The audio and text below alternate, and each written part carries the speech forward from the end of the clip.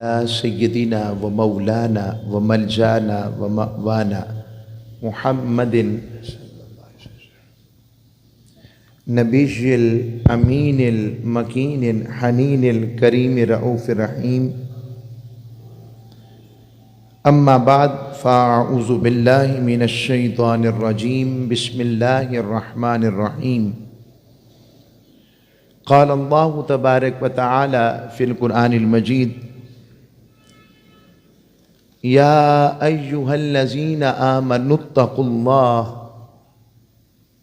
ولتنظر نفس ما قدمت لغد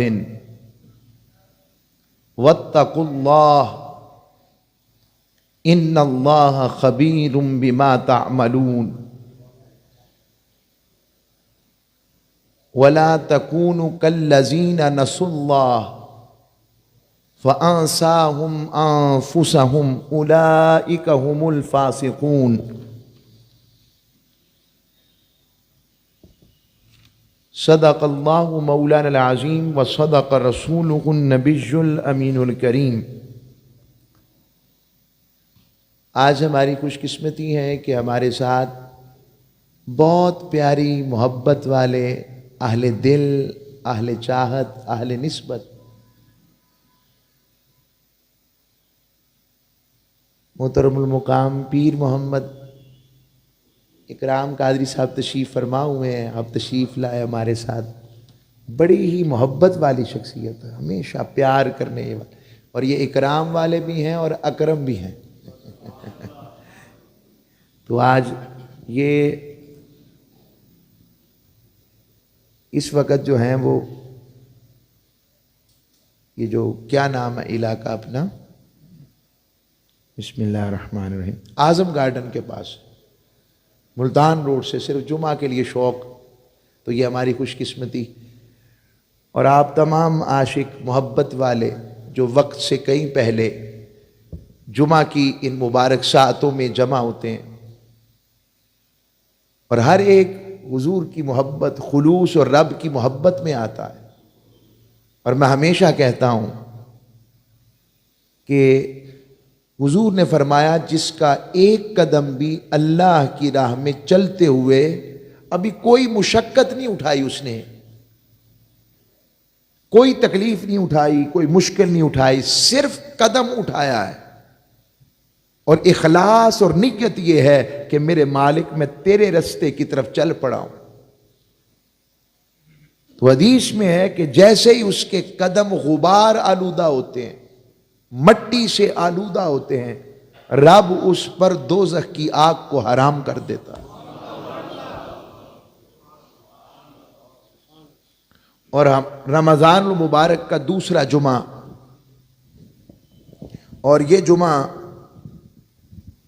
مضمون کے اعتبار سے پچھلے جمعے کا تسلسل، اور ہم نے فکر آخرت کا موضوع شروع کیا تھا. میں اپنی بات کا آغاز یہاں سے کر رہا ہوں. رحمت کا عشرہ گزر گیا، اور رحمت کے عشرے کے بعد اب مغفرت کا عشرہ آ گیا ہے. مگر ذرا ہم غور کریں اپنے اندر، ایسے لگتا ہے کہ ہماری زمین بڑی بنجر ہے. نیک لوگ، اچھے لوگوں کا معاملہ اور ہوتا ہے. میں اپنی بات کر رہا ہوں. ایسے لگتا ہے کہ کلر زدہ اور شور زمین ہو گئی ہمارے باطن کی، اور ہمیں اس کی رحمت بارش کی مانند برس رہی ہے، مگر زمین بھی تو اس قابل ہو. اور اس بات کو اگر کوئی چیز سب سے زیادہ خوف اور ڈر اور مالک کی قربت کے احساس کے لیے جو چیز پیدا کرتی ہے، وہ فکر آخرت میں مرحلہ موت ہے. موت. حضرت مجدد الافسانی رحمت اللہ علیہ، آپ شب برات کی رات میں ٹہل رہے ہیں اپنے صحن کے اندر، آپ کی زوجہ تشریف لاتی ہیں اور آ کر یہ عرض کرتی ہیں کہ سرتاج آپ کو پتہ تو ہے آج نصف شعبان المعظم کی رات ہے، پتہ نہیں کس کس کا پتہ آج زندگی کا رب کی بارگاہ اذن سے کٹ جائے گا۔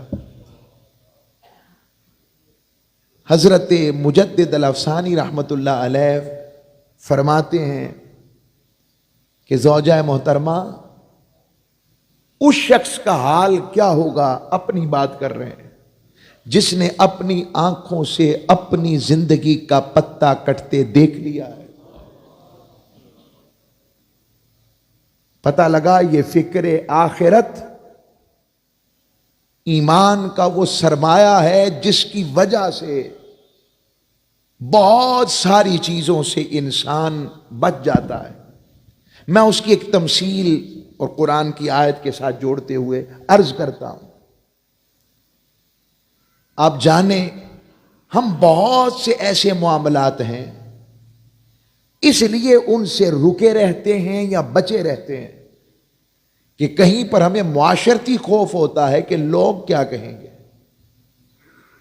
کہیں پر یہ خوف ہوتا ہے کہ خاندان والے کو اگر یہ پتہ لگا کہ میں اس عمل میں گرفتار ہو گیا، گرفتار سے مراد یہ عمل کر بیٹھا جس سے میری خاندان کی عزت پر داغ آ جائے، میرے ماں باپ پر کیا بیتے گی۔ تو انسان ان چیزوں کو سمجھتے ہوئے اگر غور کرے تو وہ کئی ایسی چیزیں چھوڑ دیتا ہے، رک جاتا ہے، اسے خیال آ جاتا ہے، اللہ خیال ڈال دیتا ہے۔ تو یہ ماں باپ اور خاندان اور معاشرہ اور معاشرتی معاملات میں جب انسان پھنستا ہے تو یہ حالت ہو جاتی ہے۔ میرا سوال ہے جس کو اس کا خوف آ جائے، اس کی بارگاہ میں پیشی کا احساس آ جائے، وہ مالک جو ہر وقت ہمیں اپنی نگاہوں رحمت میں لیے ہوئے ہے، نگاہ کرم میں لیے ہوئے ہے، جس کو اس کی ملاقات کا حیا اور خیال رہے، بس جو اس خیال کو پختہ کر لیتا ہے رب اس سے اپنی ملاقات لکھ دیتا ہے۔ قرآن مجید فرقان حمید میں اللہ نے ارشاد فرمایا، پھر آیت پڑھتا ہوں، فرمایا اے ایمان والو اللہ سے ڈرو، ڈر جاؤ، اور ہر جان یہ دیکھے کہ اس نے کل کے لیے آگے کیا بھیجا ہے۔ اور پھر فرماتا ہے اللہ سے ڈر جاؤ، 2 مرتبہ ایک آیت میں۔ پھر فرماتا ہے کہ اولئک هم الفاسقون، اور فرماتا ہے ان لوگوں جیسے نہ ہو جانا جو اللہ کے حضور کھڑے ہوں گے اور اللہ سے یہ عرض کر رہے ہوں گے کہ ہم تجھے بھول گئے، اور اللہ سزا کے طور پر اللہ کریم انہیں بھی کہہ دے گا جیسے تم دنیا میں مجھے بھول گئے، میں اس میدان حشر میں تمہیں اپنی رحمت سے بلا رہا ہوں۔ اور کبھی فکر مندی کی کیفیت میں پھر قرآن مجید فرقان حمید میں اللہ رب العزت یوں بھی ارشاد فرماتا ہے اور بیان فرماتا ہے، فرماتا قل هل ننبئکم بالاخسرین اعمالا، کہ حبیب آپ فرمائیں کیا ہم تمہیں بتا دیں کہ سب سے بڑھ کر ناقص عمل کن کے ہیں؟ اب یا رب باری تعالیٰ بتا رہا ہے کہ کن کے عمل سب سے ناقص ہیں، عمل ہیں مگر ناقص، یعنی نامقبول ہیں۔ فرمایا الذین ضل سعیہم فی الحیات الدنیا، فرمایا ان کے عمل جن کی ساری زندگی صرف دنیا کمانے میں گم ہو گئی، جو دنیا کمانے میں گم ہو گئے، جنہیں نوکری پر جاتے ہوئے اپنے افسر کا ڈر ہے، جنہیں کاروبار پر جاتے ہوئے اپنے مال کے ضائع ہو جانے کا ڈر ہے، اس کی فکر ہے مگر اس کی فکر نہیں جس کی زمین پر رہتے ہو۔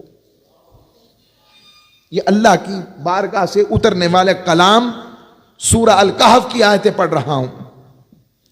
اور پھر فرماتا ہے وَهُمْ يَحْسَبُونَ أَنَّهُمْ يُحْسِنُونَ صُنْعًا. فرماتا ہے اور وہ اس خیال میں ہے کہ ہم دنیا میں گم ہو کر کے ہمارے پاس اپنے مولا کے لیے وقت نہیں. وہ اس خیال میں ہے کہ وہ یہ سارے کام اچھے کر رہے ہیں. اللہ فرماتا ہے اولئک الذین کفروا بآیات ربہم. یہ وہی لوگ ہیں جنہیں اپنے رب کی آیتوں کا انکار کر دیا. جہاں یہ آیت کافروں کے لیے آ رہی ہے وہاں ہم جیسوں کے لیے بھی ہے جو دنیا میں گم ہو کر بھول گئے کہ ہمارا کوئی مولا بھی ہے, ہمارا کوئی رب بھی ہے. اور پھر فرماتا ہے وَلِقَائِهِ. ہائے ہائے ہائے, اللہ فرما رہا ہے, فرماتا ہے ایک تو انہوں نے میری آیات کا انکار کر دیا اور دوسرا میری ملاقات کو فراموش کر دیا کہ میں ان سے ملوں گا. میں نے کہا تھا مگر انہیں مجھ سے ملنا پسند نہ رہا, پسند نہ رہا. ایسوں کے لیے رب کیا فرماتا ہے, فرماتا فَحَبِطَتْ أَعْمَالُهُمْ. میں ان کے اعمال غارت کر لوں گا. فَلَا نُقِيمُ لَهُمْ يَوْمَ الْقِيَامَةِ وَزْنًا. تو ہم ان کے لیے قیامت کے دن کوئی تول قائم نہ کریں گے. یعنی انہیں تو میزان پر آنے کی ضرورت ہی نہیں پڑے گی اور پتہ لگ جائے گا یہ خسارے والے ہیں. یہ قرآن کی آیتیں ہیں لوگوں. یہ اللہ رب العزت ہمیں کیا فرما رہا ہے. اور پھر اس دن جس دن قیامت ہوگی اللہ رب العزت فرماتا ہے وَنَضَعُ الْمَوَازِينَ الْقِسْطَ لِيَوْمِ الْقِيَامَةِ فَلَا تُظْلَمُ نَفْسٌ شَيْئًا وَإِنْ كَانَ مِثْقَالَ حَبَّةٍ مِّنْ خَرْدَلٍ آتَيْنَا بِهَا وَكَفَى بِنَا حَاسِبِينَ. فرمایا وہ دن کیسا ہوگا جب ہمارا عدل کا ترازو قائم ہوگا. ذرا میں آپ ہم سب گمان کریں نا, میدان حشر میں کھڑے ہیں, پلے کچھ نہیں, اور اتنے میں اس کا میزان لگ گیا ہے, آؤ بھائی اپنے اعمال تو لاؤ. اور فرماتا ہے جس دن کسی جان پر ظلم نہیں کیا جائے گا, اور اگر کوئی چیز رائی کے دانے کے برابر بھی ہوئی مثقال ذرۃ خیرا یرا ومثقال ذرۃ شرا یرا. اگر رائی کے دانے کے برابر بھی ہوئی وہ خیر والی ہو یا بد والی ہو, اللہ کریم اس دن اس کا بھی حساب کرے گا. میں تو جب سے یہ آیات پڑھتا ہوں میرا دل وحشت زدہ ہو جاتا ہے. میں دل کرتا ہے میں اپنے کپڑوں کو اتار پھاڑوں اور جنگلوں کی طرف نکل جاؤں. مولا میرے بچنے کے تو پھر کوئی چانس نہیں. ہم تو بچ نہیں سکیں گے اگر تو نے پکڑ لیا. اس کی پکڑ آ گئی. ان بطش ربک لشدید. اے دولت میں گم سمجھنے والے کہ میں سب کچھ بچ جاؤں گا, اور اللہ کی یاد سے غافل ہو جانے والے. سب ایک جیسے نہیں ہوتے مگر اکثر ہمارا معاشرہ اس کا شکار ہے تو خرابیاں ہیں نا.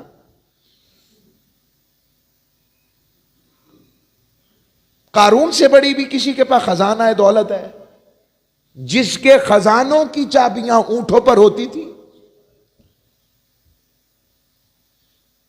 کیا فرعون سے بھی بڑھ کر کوئی طاقتور دنیاوی طور پر ہو سکتا ہے؟ کیا فرعون اور نمرود سے بڑا بھی کوئی بادشاہ ہے جس کو ایک مچھر سے رب نے مروا دیا؟ اور وہ فرعون بھی جب مر رہا تھا حضرت جبرائیل امین اس کے منہ میں کیچڑ بھر رہے ہیں. مر گیا تو رب کی بارگاہ میں جبرائیل امین پہنچے. اللہ کریم نے پوچھا میرے جبریل تو کیچڑ اس لیے بھر رہا تھا نا کہ یہ کہیں میرا کلمہ مجھ پر ایمان نہ لے آئے، میرے موسیٰ پر ان کی رسالت کا اعلان نہ کر دے۔ جی مولا، کہا اگر وہ تب بھی خلوص کے ساتھ اس حالت میں بھی جو کہتا تھا انا ربکم الاعلی، صرف رب نہیں کہتا تھا خود کو، کہتا تھا سب سے اعلی رب، نعوذ باللہ من ذالک، میں ہوں، اتنا بڑا دعویٰ۔ مگر جب اللہ نے فرمایا اگر وہ بھی نیت کے ساتھ میری طرف آ جاتا، اخلاص کے ساتھ، میں اسے اس حالت میں بھی معاف کر دیتا۔ ایک طرف اس کی رحمت ہے، ایک طرف اس کا کرم ہے، اور یہ عدل،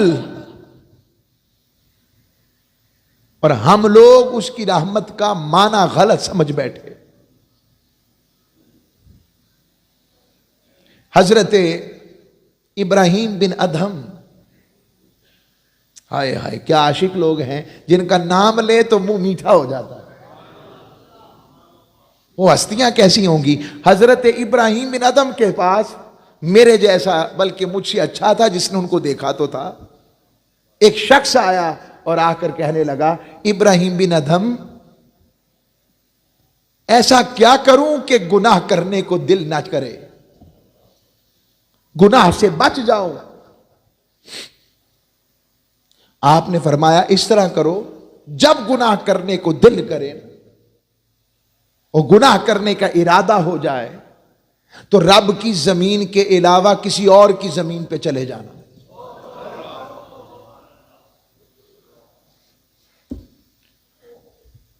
اس نے کہا، روتا ہوا کہنے لگا حضور اللہ کے سوا تو کسی کی زمین نہیں۔ فرمایا شرم نہیں آتی؟ اس کے مکان دیے ہوئے مکان میں رہتے ہو اور نافرمانی بھی اس کی کرتے ہو۔ کہنے لگا حضور کچھ اور نصیحت کیجئے۔ فرمانے لگے پھر بھی اگر گناہ کرنے کو دل کرے، اللہ کے سوا کسی اور کو رازق بنا کر اس کا رزق کھا لینا۔ کہا مالک، کہا حضور حضرت یہ کیا کہہ دیا آپ نے؟ اللہ کے سوا تو کوئی رازق نہیں۔ کہا جب اس کے سوا رازق نہیں تو کھاتے بھی اس کا ہو اور غراتے بھی اسے ہو۔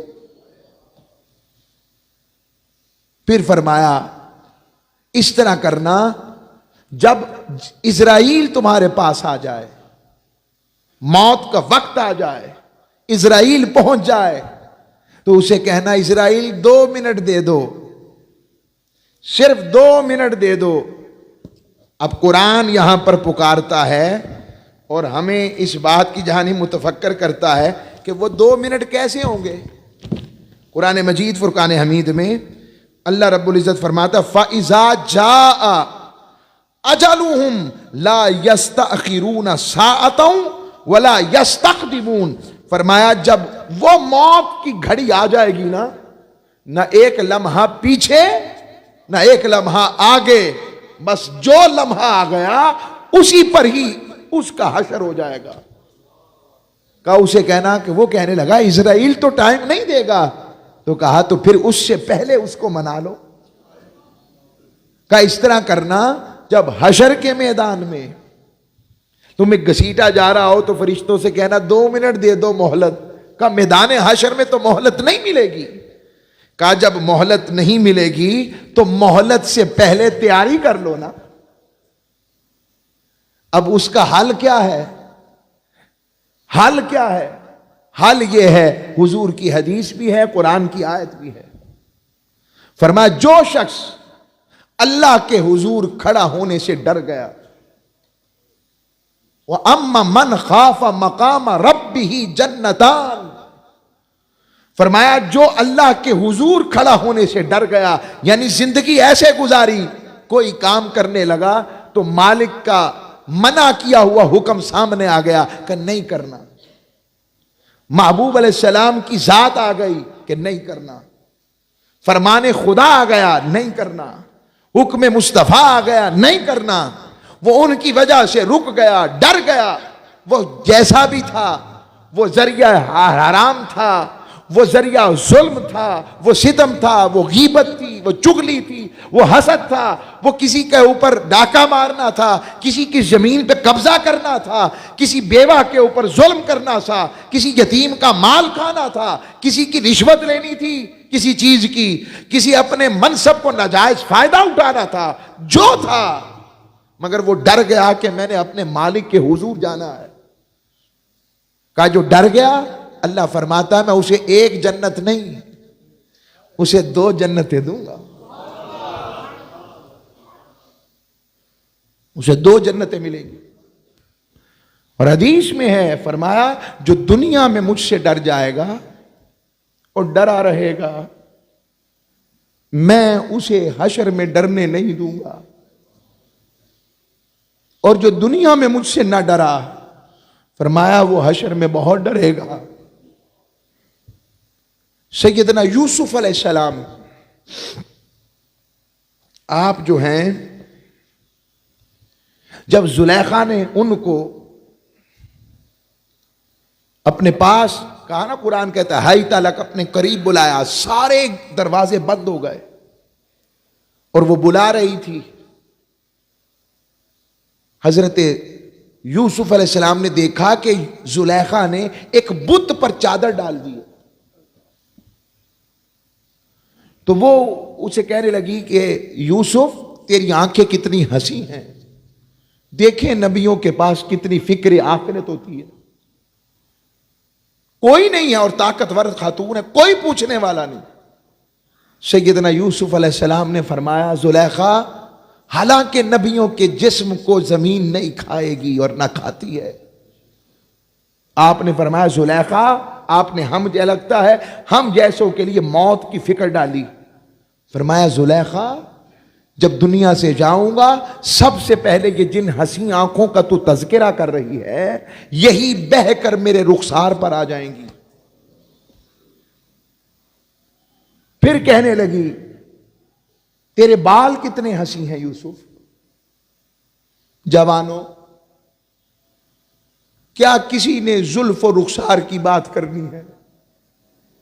اگر کسی کا دیوانہ ہونا ہی ہے تو آؤ نا، ایک حسن بنایا جو ہے رب نے پیار کے لیے، اس ودھا چہرے والے سے پیار کرو،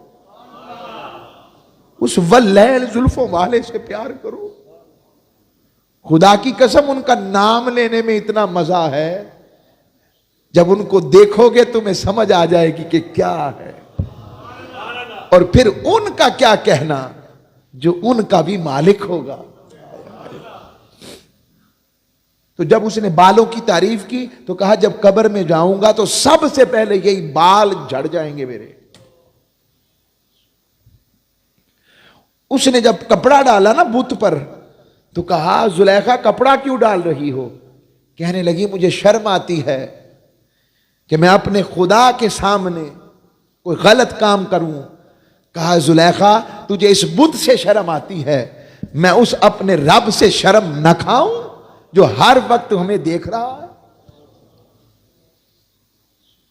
تاجدار کائنات، تو اس لیے فکر آخرت کی پہلی منزل قبر ہے۔ ہم جسے قیامت کہتے ہیں نا، قیامت، قرآن کہتا ہے اقترب للساعہ، لوگوں قیامت قریب ہے۔ بس جیسے ہی اس لاش کو اس جسم سے روح نکل گئی اور اس لاش کو جیسے ہی کفن پہنا کر مٹی کے سپرد کر دیا گیا، سمجھیں قیامت شروع ہو گئی، قیامت شروع ہو گئی۔ اقتربت الساعہ، اے موت کے ایک ہی چھوٹی ایک ہلکی سی ہوا سے ختم ہو جانے والے انسان، تیرا حشر قبر ہے پہلا۔ یہ قبر، اس لیے حضور نے فرمایا 5 چیزوں کو 5 چیزوں سے پہلے غنیمت جانو۔ سرکار نے فرمایا بڑھاپے سے پہلے جوانی کو غنیمت جانو، اور جوانی وہی جو اس کے اور اس کے حبیب کے ذکر میں یا ان کی اطاعت میں گزرے۔ اب کئی ذہنوں میں سوال کر بھی دیتے ہیں، ہمیں پوچھتے بھی ہیں کہ اس کا مطلب ہے کاروبار چھوڑ دیں، معاملات زندگی چھوڑ دیں، بس تسبیح پکڑ لیں اور اللہ اللہ کریں؟ نہیں نہیں نہیں نہیں نہیں، اس کا مطلب یہ ہے رزق حلال کی جد و جہد بھی کرو مگر اس کو حلال رہنے دو، اور جب رزق والا بلا لے تو پھر اس کی طرف آ جاؤ۔ رازق وہ ہے، وہ تمہیں تم سے زیادہ جانتا ہے، اس نے تو تمہیں تب بھوکا نہیں رکھا جب تم اپنے ماں کے قرب میں تھے، وہاں بھی تمہیں روٹی دیتا رہا، تو دنیا میں تمہارا رزق بند کیسے کرے گا؟ ہاں ایک بات ہے، اس نے کہا میں نے رزق لکھ دیا ہے، میں نے عثمان کا، شیخ عثمان کا، حسن ویس کا رزق لکھ دیا 1500 من گندم، مثال دے رہا ہوں۔ اب یہ مجھ پہ چھوڑا ہے حلال طریقے سے کما لوں یا حرام طریقے سے کما لوں، رمضان آئے تو جائز قیمت کے ذریعے کما لوں یا رمضان آئے تو حرام طریقے سے کما لوں، یہ مجھ پہ چھوڑا ہے، کہ رزق اتنا ہی ملے گا جو میں نے لکھ دیا۔ تو بندے ملنا تو ہے ہی، تو رستہ وہی اپنانا جس سے وہ ملتا ہے۔ تاجدار کائنات نے فرمایا بڑھاپے سے پہلے جوانی کو غنیمت جانو، بیماری سے پہلے تندرستی کو غنیمت جانو، مفلسی سے پہلے امیری کو غنیمت جانو، مصروفیت سے پہلے فرصت جو اس کے ذکر کے لیے مل جائے اسے غنیمت جانو، اور موت سے پہلے زندگی کو غنیمت جانو۔ یہ تاجدار کائنات صلی اللہ علیہ وسلم فرما رہے ہیں۔ پھر میں موت کی حقیقت کو واضح کرتے ہوئے کہ جب قبر میں انسان کو لٹا دیا جائے گا، وہ قبر کیا ہے؟ یہاں پر گرمی لگتی ہے تو اے سی چلتا ہے، سردی لگتی ہے تو ہم ہیٹر کو گرمائش چیز یوز کرتے ہیں۔ وہ قبر میں کیا ہے؟ مٹی سونے کی تو نہیں ہے نا، مٹی چاندی کی تو نہیں ہے نا، مٹی پتھر وہ کیا ہے جس کے اندر لٹا دیا جائے گا؟ اور جب انسان کا وہی جسم پڑا ہوتا ہے لاش کی صورت میں، وہ جو سب سے پیارے ہوتے ہیں، اولاد، رشتہ دار، گھر والیاں، وہ بھی کہہ رہے ہوتے ہیں کہیں لاش سے بدبو نہ آ جائے، جلدی کر لو، یہ تو تمہارا باپ تھا، تمہارا بھائی تھا، تمہارا شوہر تھا، تمہارا بیٹا تھا۔ وہ کہتے وہ تو تھا مگر مزید ممکن نہیں کہ ہم اس کے ساتھ گزارا کر سکیں، لو یہ ہے دنیا، ختم، یہ وہ دنیا جس کے لیے تو مارا مارا پھرتا، اس کے لیے تو لوگوں کو، مخلوق پر ظلم کرتا ہے، زیادتی کرتا ہے، حرام کماتا، حرام کھاتا، لے دیکھ لے۔ سارے کہیں گے جلدی کرو جلدی کرو جلدی کرو، میت کو جلدی اٹھاؤ، اور ہمیں مٹی کے سپرد کرائیں گے، اور وہ قبر جب لٹا دیا جاتا ہے، حدیث میں آتا ہے اس سے بھی پہلے جب روح نکالی جاتی ہے تو رب کی بارگاہ میں پیش کی جاتی ہے۔ نیک روح ہو، اچھی روح ہو تو اس کو بڑا استقبال کیا جاتا ہے۔ قرآن کہتا ہے وَالنَّاشِعَاتِ وَالنَّازِعَاتِ غَرْقًا وَالنَّاشِطَاتِ نَشْطًا، فرمایا قسم ان فرشتوں کی جو کافروں کی جانوں کو بڑی سختی سے نکالتے ہیں، اور فرمایا ان فرشتوں کی بھی قسم جو میرے محبوب ہو جاتے ہیں، پیارے ہو جاتے ہیں یا پیار والے ہو جاتے ہیں، ان کی روح کو یوں نکالتا ہے جیسے مکھن میں سے بال نکالا جاتا ہے۔ حدیث میں آتا ہے کہ وہ جب قبر میں لٹا دیا جاتا ہے، اگر نیک، اور سب سے پہلے ادھر اوپر جاتا ہے، روح جاتی ہے، تو اس کی نیک روح ہو تو فرشتے استقبال کرتے ہیں، سونے سونے کپڑے، خوشبوئیں، پھر رب کی بارگاہ میں پیش کیا جاتا ہے. کیا منظر ہو. نیک روح رب کی بارگاہ میں سجدہ ریز ہو جاتی ہے. مولا میں آ گئی. اور جو بد روح پر ناپاک روح، جس کی روح ناپاک کر دی گئی، جس کی روح کو ذکر الہی کا پانی نہیں دیا گیا، خوراک نہیں دی گئی، ذکر رسول کی، فکر آخرت کی، قرآن کی خوراک نہیں دی گئی، وہ بیمار ہو گئی. اور بیمار روح جو گندی روح ہو گئی، گندی جو ہو گئی، حالانکہ روح گندی نہیں تھی، یہ تو رب کے نور کا چراغ تھا. وہ پہنچتا ہے تو فرشتے اس کے سارے اعمال کالے رنگ کے کپڑے میں لپیٹ کر اس کے منہ پہ مارتے ہیں رب کے حکم سے. اور پھر جب انسان کی میت کو قبر میں رکھا جاتا ہے، بخاری مسلم کی حدیثیں ہیں، فرمایا انسان کسی درد اور تکلیف سے کیا چیختے ہیں، جب ان کے پیارے قبر پر انہیں چھوڑ کر جاتے ہیں وہ چیخ چیخ کے کہہ رہے ہوتے ہیں کہاں جا رہے ہو مجھے چھوڑ کر. اور جس کے اعمال خیر والے رہے، خیر والا رہا، ڈرتا رہا، کرے تو تب بھی ڈرے، نہ کرے تو تب بھی ڈرے، وہ ڈر والا رہتا ہے، تو قبر میں جب لٹا دیا جاتا ہے تو پھر منکر نکیر آتے ہیں. نیک اعمال والے کا یہ ہوتا ہے، سب سے پہلے نماز اس کے ایک طرف سراہنے آ کر ایک پائنتی پر ایک اس کے طرف آ کے کھڑی ہو جاتی ہے، ایک زکوٰۃ آ جاتی ہے، پھر روزے آ جاتے ہیں، پھر اس کے نیک اعمال آ جاتے ہیں. منکر نکیر آتے ہیں، وہ آتے ہی اسے دیکھ کر کہتے ہیں جاؤ جاؤ، تمہیں نہیں پتا یہ ہمارا دوست ہے. تب پتا لگے گا یہ نسبتیں کیا ہیں، یہ سنگت، یہ نماز، یہ نیکی کی بات، یہ کیا ہے، تب پتا لگ جائے گا. قرآن کہتا ہے کلا سوف تعلمون، تمہیں لگ پتا جائے گا. ہائے ہائے ہائے.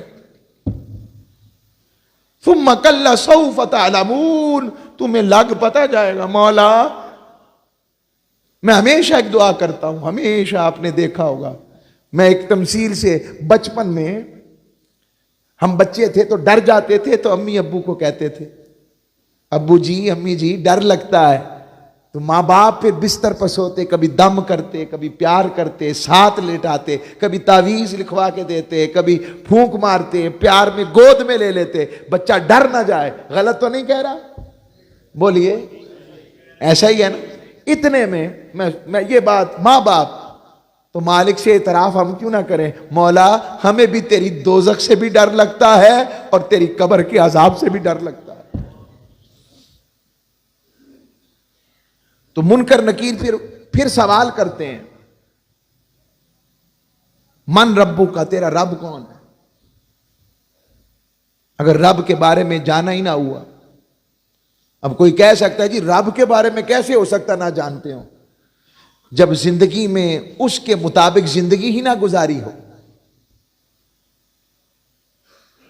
سب کچھ تو اس کے الٹ کیا، تو رب اپنی پہچان چھین لے گا نا. یہ مطلب ہے. ماں دینوں کا، تیرا دین کیا ہے؟ دین تیرا تو چلا ہی نہیں، دین کو سمجھا ہی نہیں، دین کے معنی مفہوم کو سمجھا ہی نہیں. اور تیسرا ہائے ہائے ہائے، پھر امتی میں اور حضور کی بارگاہ میں فاصلے مٹا دیے جائیں گے، تاجدار کائنات کی صورت دکھائی جائے گی، پوچھا جائے گا ماں کنتا تقول فی حق کی حاضر رجل، یا ماں علم کا بھی حاضر رجل، بندے یہ بتا ان کے بارے میں کیا کہا کرتا تھا. تو کبھی یاد مصطفیٰ میں رویا ہی نہ ہوا، کبھی اطاعت مصطفیٰ کی طرف آیا ہی نہ ہوا، اور کہا نہیں زندگی بڑی لمبی ہے، وقت مل جائے گا تو یہ کروں گا، وقت مل جائے گا تو یہ کروں گا، اور وقت نے مہلت نہ دی. اور ایسا وقت آ گیا، اللہ نہ کرے میرے منہ میں خاک خاک خاک کہ ہم حضور کو ہی نہ پہچان سکے. پھر ہوں گے نا. اور تاجدار کائنات اس لیے اپنی وہاں بھی پہچان کروا رہے ہیں، امتی مجھے پہچان لا، پہچان جا. اگر پہلے دو سوال نہیں بھی آتے تو کوئی نہیں، میں نے رب کو منایا ہوا ہے، مجھے تو پہچاننا، مجھے تو جان، اور پھر بھی نہ جانا ہوا، حضور کو نہ پہچان سکے تو کیا بنے گا؟ یہ ذرا فکر پیدا کریں ہم اپنے اندر. اور جن کو یہ فکر آخرت مل گئی، اختتام کرتا ہوں، جن کو یہ فکر آخرت مل گئی، وقت ہے کعبۃ اللہ کی گھڑیاں اور کعبۃ اللہ کی زمین، مکہ مکرمہ کی زمین کعبۃ اللہ ہے، اور اس کعبۃ اللہ میں تہجد کا وقت قریب ہوا چاہتا ہے.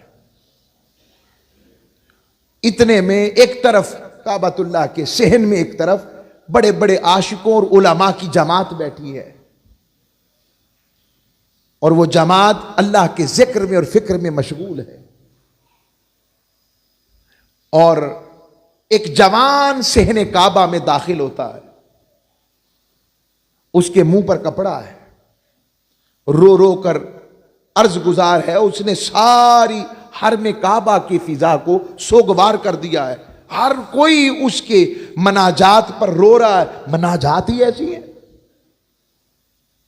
عرض کرتا ہے میرے مولا، اتنے زمین پر تیرے مٹی کے ذرے نہیں جتنے میرے گناہ ہیں، میں پھر بھی ہمت کر کے تیری رحمت کو صدا دے رہا ہوں. پھر کہتا ہے مولا، اتنے آسمان پر ستارے نہیں جتنے میرے گناہ ہیں، مولا پھر بھی تیری بخشش کا طلبگار ہوں. اتنے تیرے زمین پر درختوں کے پتے نہیں جتنے تیرے گناہ ہیں، پھر بھی تیری رحمت اور بخشش کا طلبگار ہوں. اس عالم میں وہ گرتا ہے، طواف کرتا ہے، گرتا ہے، طواف کرتا ہے، اور گریا بکا کی کیفیت ہے.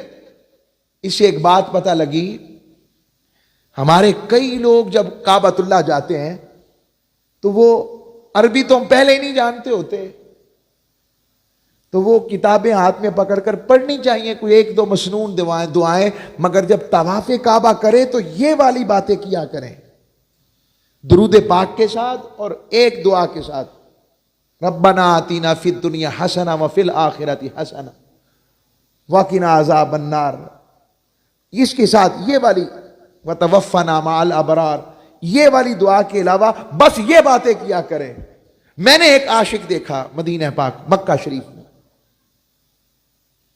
ایک جوان تھا، وہ کعبۃ اللہ کا طواف کرتا تھا، روتا جاتا تھا، جب مقام ابراہیم آتا تو ایک ہی بات درود ابراہیمی شروع کر دیتا، اور آگے چل کر عربی میں کہتا اللہم فرحنا بزیارت النبی.